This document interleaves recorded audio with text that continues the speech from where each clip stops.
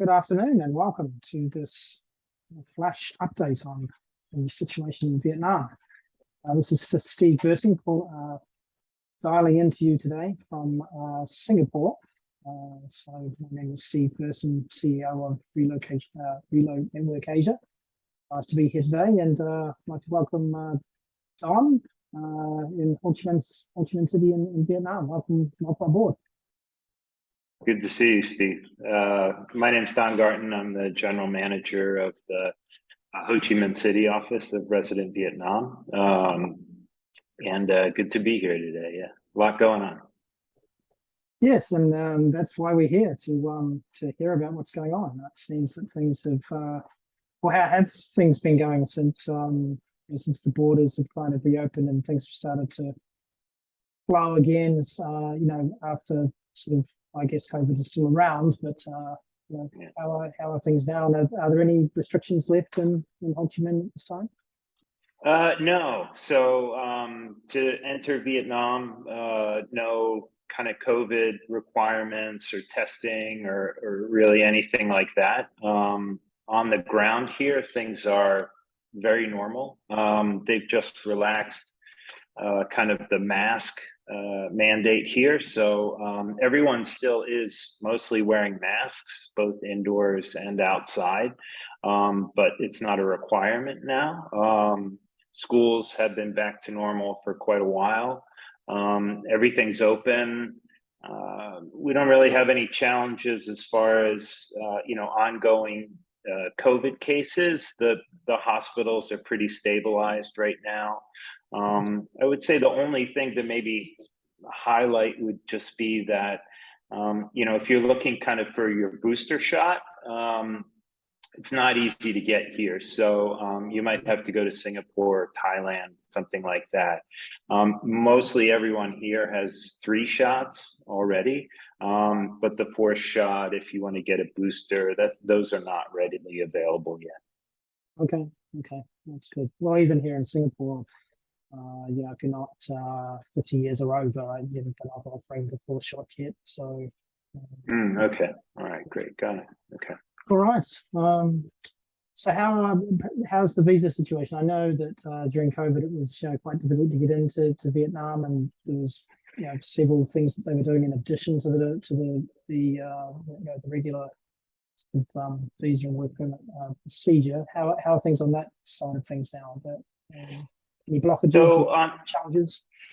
Yeah, on that, I would say on that side, a lot of things have kind of returned to kind of pre-pandemic normalcy. But on the visa and work permit side, those things have not.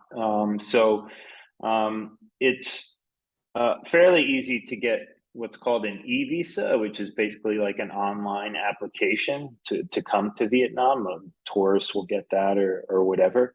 But on the business side, there are significant challenges on that, both with visas and with work permits. So on the immigration side, business visas are a hassle to get now. We don't have visa on arrival anymore. It may come back, but that was a really easy option for most business travelers coming to Vietnam. Now they have to go pick up their visa at a Vietnam embassy overseas, so pretty inconvenient.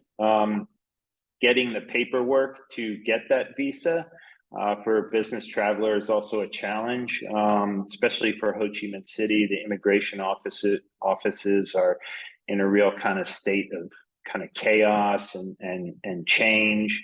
So it can take up to a week, 2 weeks to kind of get through that process, where before it would only take about 3 to 5 days.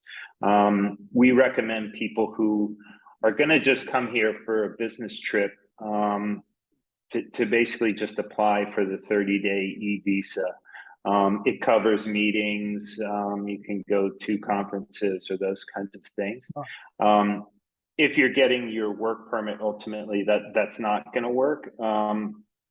But if you're just coming on business, definitely the e-visa is the way to go. On the work permit side, again, not really going back to pre-pandemic. They've tightened up quite a lot, the requirements. The processing is quite a headache now. It's a real challenge in some various aspects to get the work permit now. That would be a whole separate kind of webinar to do that part. But definitely, if a company is going to assign someone to Vietnam, there really needs to be a good discussion at the beginning about timelines, about requirements, all of those things.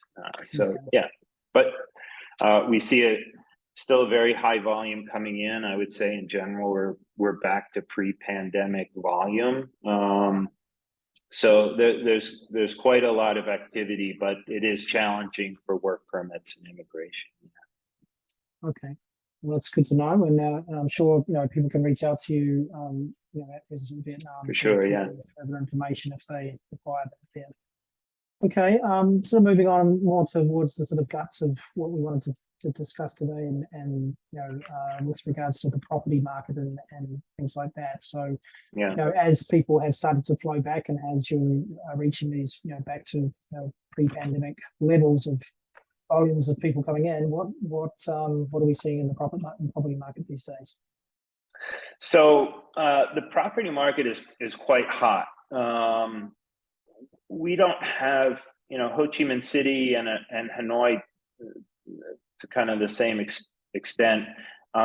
These are not, as far as where expats live and work and go to school, these are not huge areas that expats can go to. So we have kind of very specific areas. It's just a few of them in both cities where expats will live. So those areas have kind of kept up the demand, even through COVID to some extent. We're seeing a lot of development in apartments. There's a lot of options on the apartment side, but again, you still have somewhat of a limited pool, and especially for the more preferred properties, everyone is just starting out with those. So for the most part, there's high demand right now. Most apartments are turning over fairly quickly. We're not really dealing with landlords who have been sitting on properties for a year or 2 years or something like that. The occupancy has stayed fairly high throughout the pandemic. We never really saw a huge drop in occupancy during the pandemic in the expat areas. For certain property types like service apartments, yes, but on the non-service side, we've seen demand keep steady pretty much through COVID, and now that things have reopened, demand is quite high. So there's lots of options. Yeah, if we perhaps break that down into sort of different segments. So if you're looking for a 1 or 2, bedroom, size, 1 or 2 bedroom sized apartments, what's the availability like in that sort of area of things? So 1, 2, and 3 room apartments, furnished, unfurnished, they're the most common property types that we'd be looking at. And there's a lot of supply in the market. Again, in certain buildings, it might be limited, but in general, there's quite a lot of options in the market, especially as there are newer international level apartment buildings coming online. So, we're talking, 1 bedroom, maybe 60 square meters, a 3 bedroom, maybe 120, 140 square meters, something like that. Okay. So for those, there's a lot in the market. So those are apartments that you're speaking to right now. And what about, I'm not quite sure what the terminology you use in Ho Chi Minh might be. Is it villas or, standalone type properties? Are those? So villas are one area or one property type that really have not developed over the years. If someone's coming here looking for a villa, they're probably looking at something that's 10 years old, maybe more.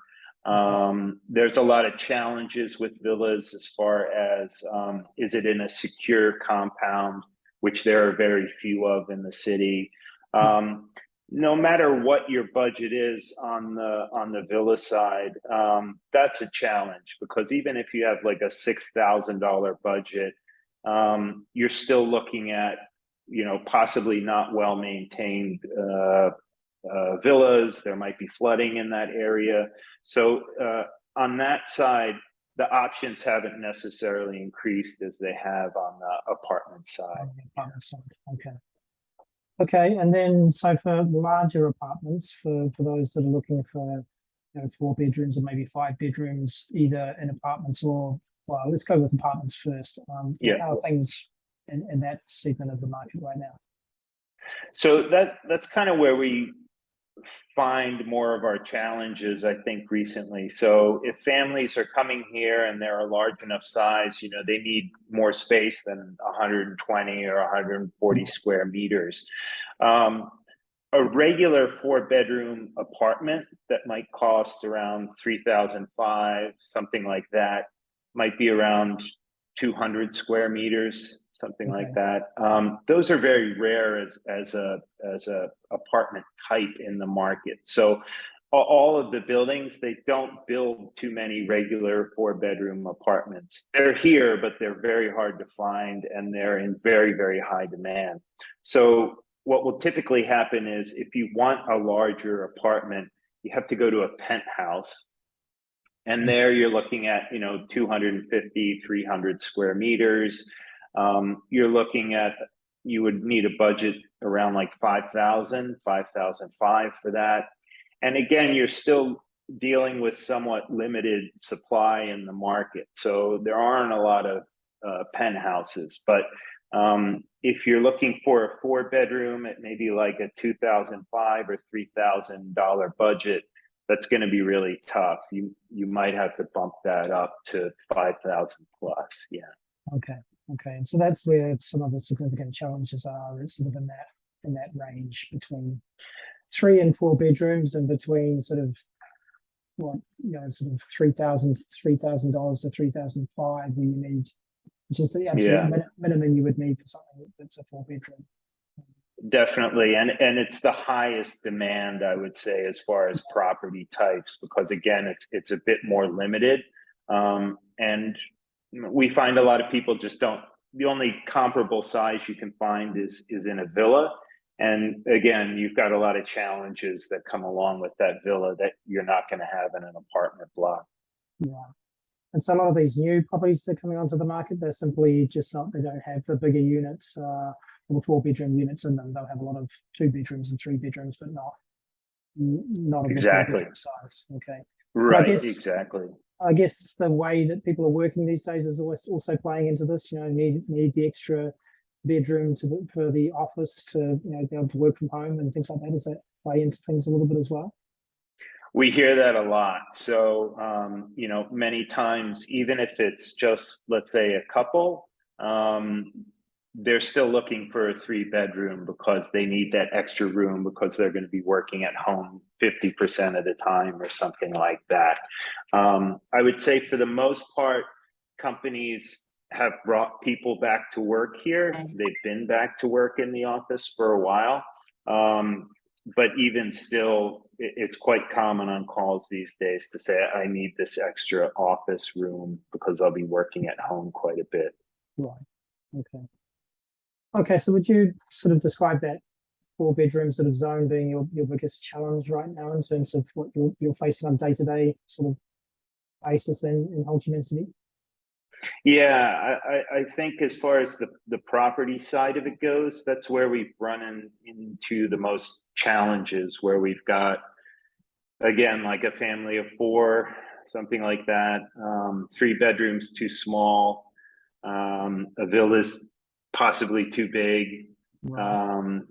So we're really kind of stuck with looking at a very limited pool of regular 4-bedroom apartments, Right. and then we have to have the discussion. And I guess the penthouses are quite often out of budget. Is that kind of the way things go?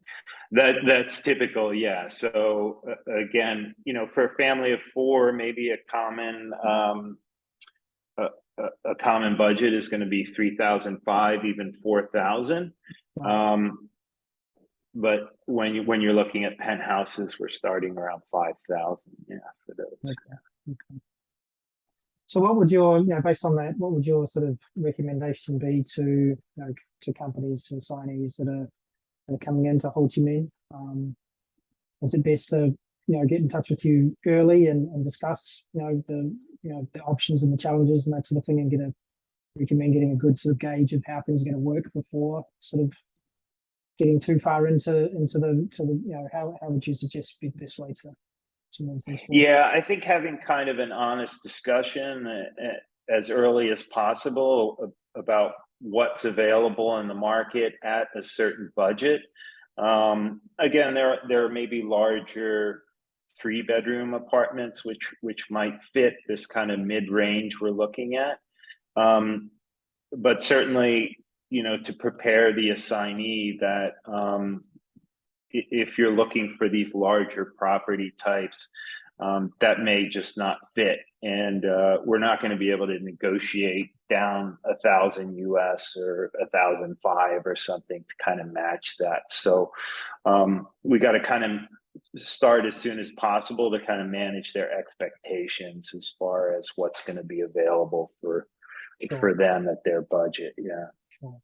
And that was going to be my next question, actually, negotiations and that sort of thing. I mean, there's this assumption that we see a lot in Asia. I'm sure Vietnam's the same, whereby, we've had 2 years of COVID, lots of people must have left, property prices must have dropped.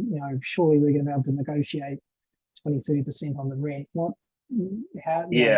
lot of the time the reality is actually things have gone the other way. Is that true for Ho Chi Minh City as well? Yeah, very much so. You can quite easily see this as, sometimes our assignees will search online by themselves. They will find an apartment and say, well, hey, this is, $500 less than the one you're quoting us. And when we check at when that listing was done, that was about like 2 years ago. Wow. So, I mean, that's another discussion I'm sure we'll have about kind of online listings. But in any event, prices have not significantly increased because, again, there's more coming on the market all the time. But definitely, landlords are not desperate. So we're not going to be able to negotiate significantly on price. That's even not really typical in this market at any time. What we may be able to negotiate in is maybe the management fees or TV cable or something like that.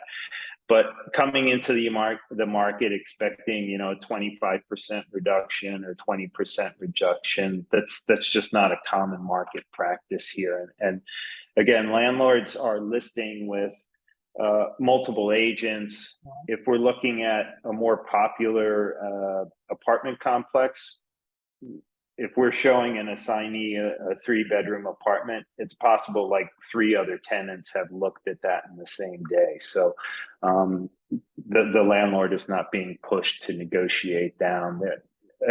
Again, we're not looking at apartments that have been empty for 2 years or something like that. That just didn't happen in the market here. Okay.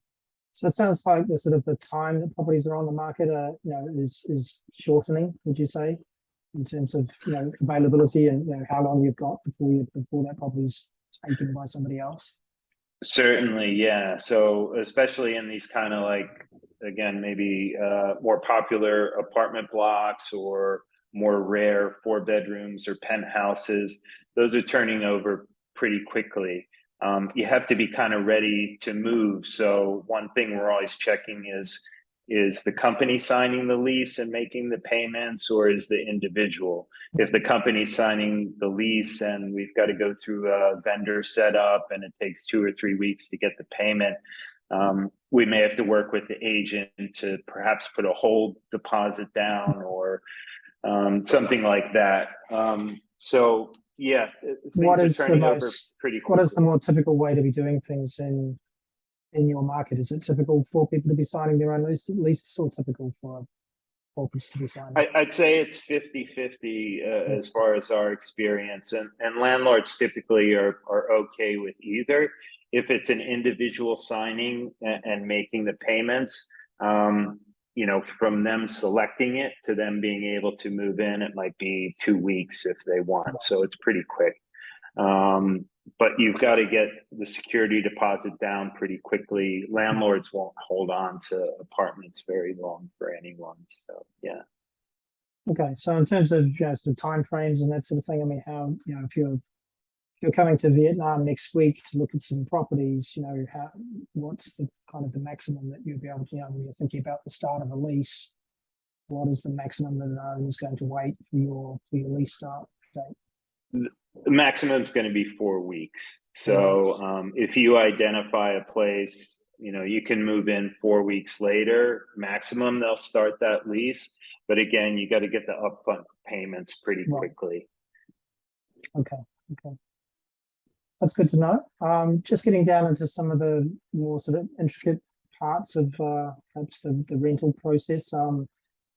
In terms of sort of some hidden costs and that sort of thing, is there anything to be aware of in Vietnam or Ho Chi Minh that people should be aware of that maybe may not be displayed, for example, on websites and things like that, but is charged later on, and how do utility sort of charges look these days? I mean, and has there been any increase in those with recently?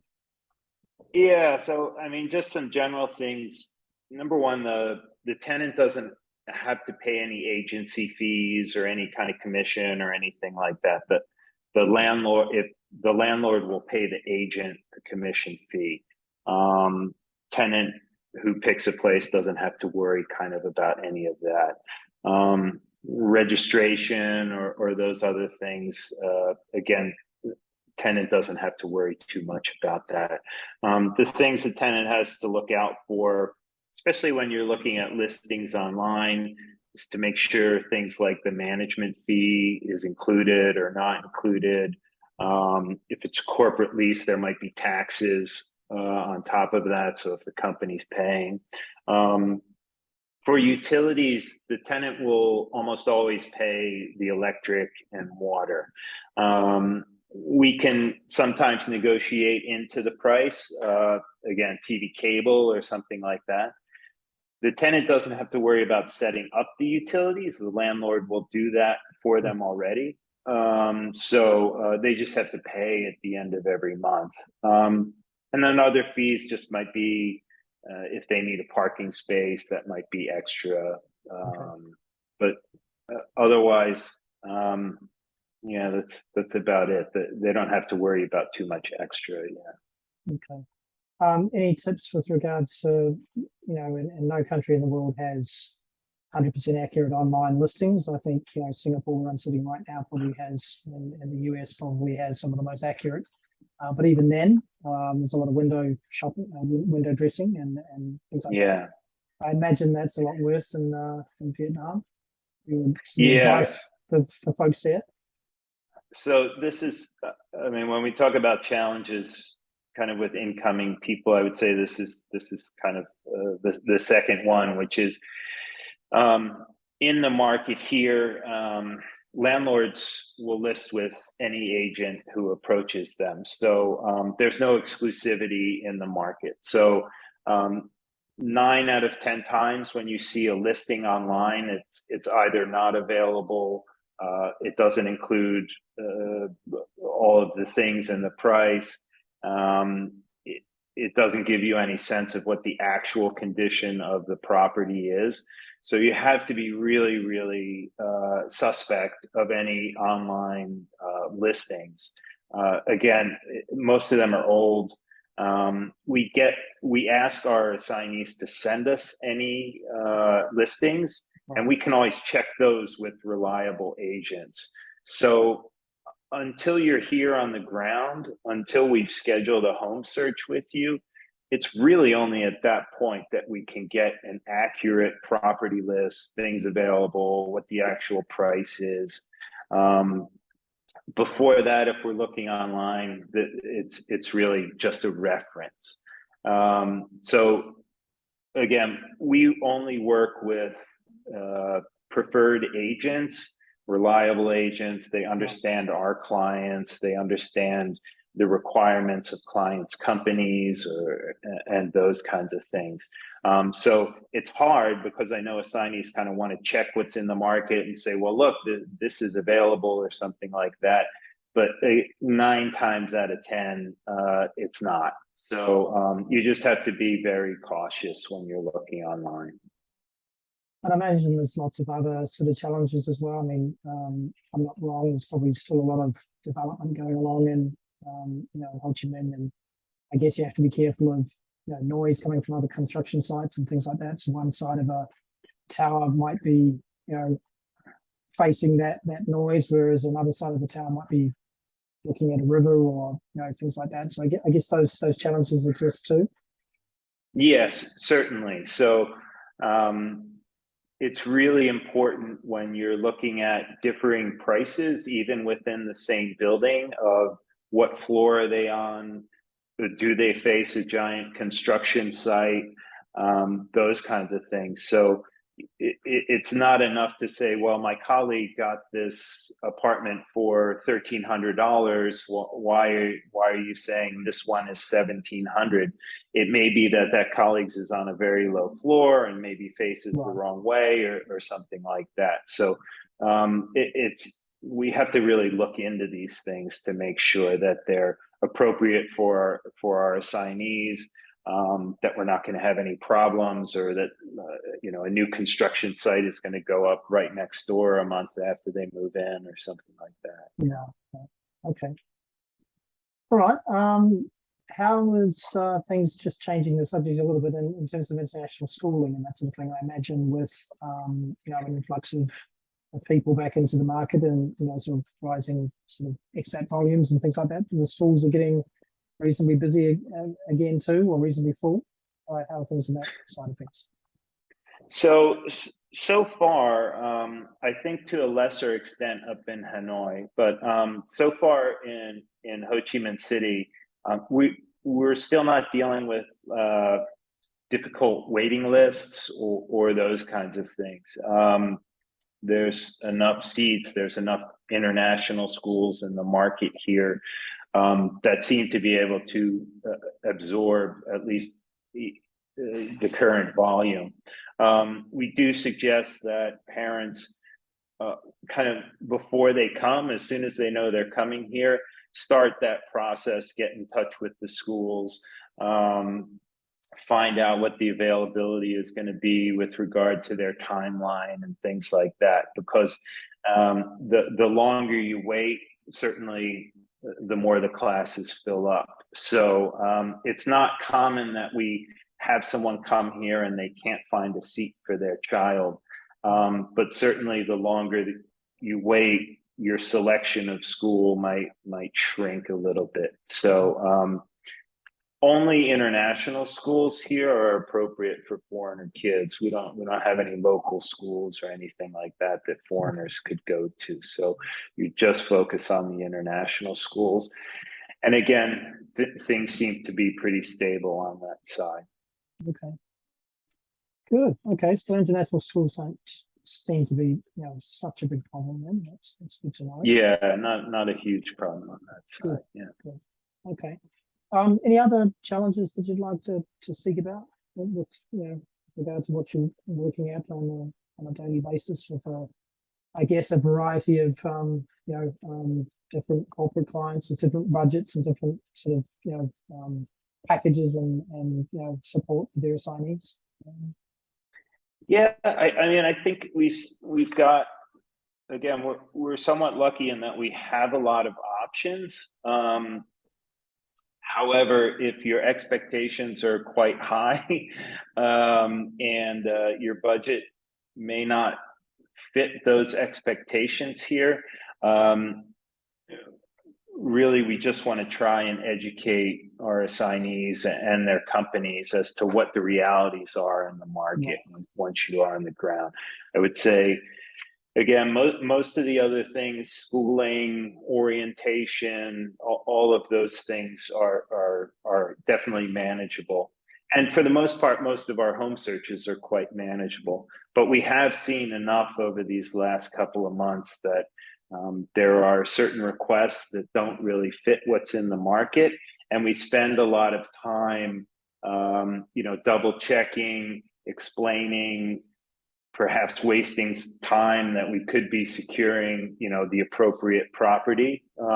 So that we're really trying to work on, and you guys have certainly helped us kind of work on communication and how we can kind of better set people up for success when they come here. So, but otherwise, things are quite good. We've been quite lucky here in Vietnam, despite some pretty harsh lockdowns. But otherwise, yeah, it's we're really looking forward to the rest of the year and definitely next year.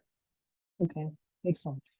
Well, I hope this, for everybody listening out there, I hope this will provide, a little bit of insight into some of the challenges, and in particular that I think, the takeaway I think is the sort of the difference between the 3 and the 4 bedroom, apartments, and the difficulty with management of, villas and things like that. And, I think, we're doing this presentation today, or this mini webinar today, to try to communicate a little bit around some of those challenges. And I think that a lot of the time it is all about communication, and hopefully that people will be listening to you, and understanding that obviously resident Vietnam doesn't control the market in Vietnam, and that that there are going to be some challenges in some particular areas. So thank you for bringing those things to the floor today. And I'm hoping that we can catch up again in a few months' time, and perhaps do an update of an update, and see how things are going. But thanks for making the time today. And please, if you have any final comments, please feel free. No. This has been great. Again, thanks to Relo Network Asia and all your help as we kind of navigate, because we've been going through a lot of these things together. And I think we're in still that transitional period from COVID, and now things have opened up, and we're kind of still dealing with some COVID expectations and those kinds of things. So hopefully that'll kind of even out over the next couple of months, and we can have more efficient home searches and those kinds of things. Yeah.